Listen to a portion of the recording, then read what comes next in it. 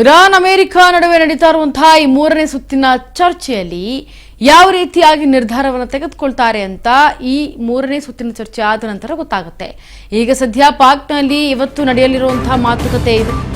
Wands ಮತ್ತು ಬಘೇರಾ ನಿಯೋಗದ ಚರ್ಚೆ ಇವತ್ತು ನಡೆಯುತ್ತೆ. ಪಾಕಿಸ್ತಾನದ ಇಸ್ಲಾಮಾಬಾದ್ನಲ್ಲಿ ಮೂರನೇ ಸುತ್ತಿನ ಮಾತುಕತೆಯತ್ತ ತೀವ್ರ ಕುತೂಹಲ ಮೂಡುತ್ತಾ ಇದೆ ಎಲ್ಲರಲ್ಲೂ ಕೂಡ. ಪಾಕ್ ಪ್ರಧಾನಿ ಶಹಬಾಜ್ ನೇತೃತ್ವದಲ್ಲಿ ಸಂಧಾನ ಮಾಡೋದಕ್ಕೆ ಈಗ ಮುಂದಾಗ್ತಾ ಇದ್ದಾರೆ.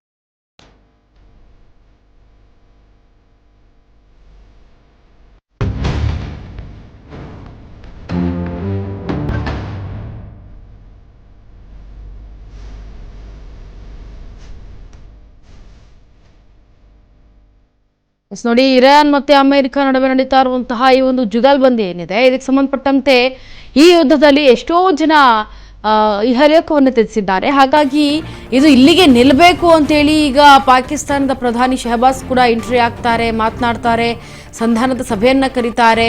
ಸೊ ಉಭಯ ನಾಯಕರುಗಳು ಕೂಡ ಕೂತು ಮಾತನಾಡ್ತಾರೆ. ಅಂದ್ರೆ ಸಂಧಾನದ ಸಭೆಗೂ ಮುನ್ನ ಉಭಯ ನಾಯಕರುಗಳು ಮಾತನಾಡ್ತಾರೆ. ಅದಾದ ನಂತರ ಸಂಧಾನದ ಸಭೆ ಮಾಡ್ತಾರೆ. 2 ಸುತ್ತಿನ ಸಂಧಾನದ ಸಭೆ ಮಾಡ್ತಾರೆ. 21 ಗಂಟೆಗಳ ಕಾಲ ಕೂತು ಮಾತನಾಡ್ತಾರೆ ಕೂಲಂಕುಷವಾಗಿ.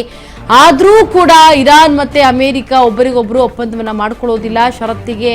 ಷರತ್ತನ್ನ ಹಾಕೊಳ್ತಾ ಹೋಗ್ತಾ ಇದ್ದಾರೆ ವಿನಃ ಯಾರು ಕೂಡ ಅದನ್ನ ಅಪ್ಪಿಕೊಂಡು ಹೋಗ್ತಾ ಇಲ್ಲ ಅಂತೇಳಿ ಒಂದು ಕಡೆ ಏನು ಅಮೆರಿಕದ ಉಪಾಧ್ಯಕ್ಷ ಹೇಳಿಕೆ ಕೊಟ್ಟಿರೋದು. ಇನ್ನು ಮತ್ತೊಂದು ಕಡೆ ಈ ಒಂದು ಇರಾನ್ ಅಮೆರಿಕ ನಡುವೆ ನಡೀತಾ ಇರುವಂತಹ ಮೂರನೇ ಸುತ್ತಿನ ಚರ್ಚೆ ಇವತ್ತು ನಡೆಯುತ್ತೆ. ಅದು ಪಾಕಿಸ್ತಾನದ ಇಸ್ಲಾಮಾಬಾದ್ನಲ್ಲಿ. ಸೊ ಇವತ್ತು ನಡೆಯುವಂತಹ ಮೂರನೇ ಸುತ್ತಿನ ಚರ್ಚೆಯಲ್ಲಿ ಗೊತ್ತಾಗುತ್ತೆ ಇವರು ಯಾವ ರೀತಿ ಫೈನಲ್ ಡಿಸಿಷನ್ ತಗೊಳ್ತಾರೆ ಅಂತ. ಆದರೆ ಮೂರನೇ ಸುತ್ತಿನ ಚರ್ಚೆ ಆಗೋದಕ್ಕಿಂತ ಮುಂಚೆವೇ ಈಗ ವಿಶ್ವದ ದೊಡ್ಡಣ್ಣ ಅನಿಸ್ಕೊಂಡಂತಹ ಡೊನಾಲ್ಡ್ ಟ್ರಂಪ್ ಈಗ ಇರಾನ್ಗೆ ಎಚ್ಚರಿಕೆ ಕೊಡ್ತಾ ಇರೋದು. ನೀವೇನಾದ್ರೂ ಬಗ್ಲಿಲ್ಲ ಅಂತಂದ್ರೆ, ಒಪ್ಕೊಳ್ಳಿಲ್ಲ ಅಂತಂದ್ರೆ ಅದು ನಿಮ್ಮ ದುರಾದೃಷ್ಟ.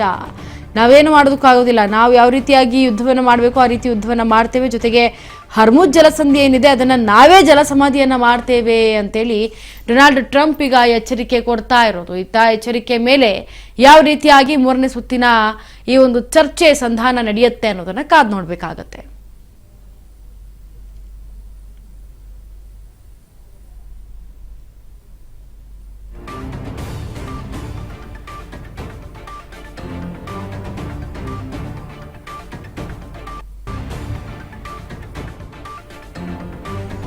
ಆಯ್ತಾ, ಅಮೆರಿಕ ಜಲಸಂಧಿಯನ್ನೇ ನಾವು